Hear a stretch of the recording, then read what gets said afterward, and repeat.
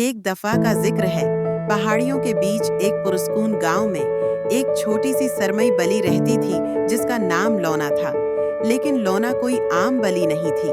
इसकी आंखें चांद की तरह चमकती थीं और उसके दिल में खामोश मगर गहरी जज्बात छिपे हुए थे। वो एक मेहरबान लड़के कावी के साथ रहती थी जो उसका बेहतरीन दोस्त था। लोना और कावी सब कुछ एक साथ करते।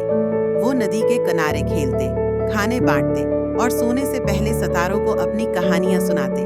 मगर फिर एक दिन कावी को बहुत दूर जाना पड़ा, पहाड़ों के उस पार, एक ऐसी जगह जहां न बच्चे जा सकते थे न बलियां। लोना उस दिन गेट के पास बैठी इंतजार करती रही, लेकिन कावी फिर कभी वापस न आया। इस रात के बाद लोना हर शाम छत पर जाकर चमकते चांद को देखती और खामोशी से रोती। न चीखें न आवाजें, बस नर्म चांदी जैसे आंसू जो उसकी मूंछों पर चमकते। वो अपने दोस्त को दिल की गहराइयों से याद करती थी।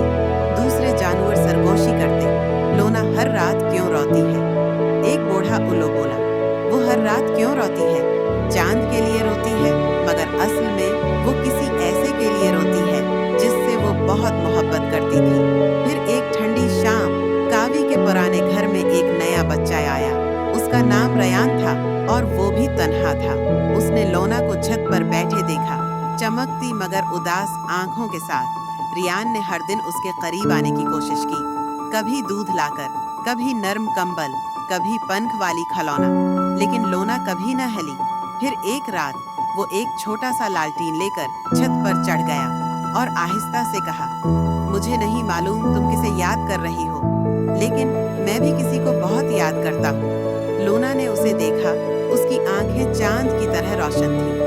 फिर पहली बार वो आगे बढ़ी और रयान के पास लेट गई। इस रात के बाद लोना अब भी चांद को देखती थी, मगर वो अब नहीं रोती थी। उसे एक नया दोस्त मिल गया था जो कावी की जगह तो नहीं ले सकता था, लेकिन उसे ये याद दिलाता था कि मोहब्बत जब एक बार महसूस हो जाए तो वो कभी नहीं जाती, बस नए तरीके से वापस आती है।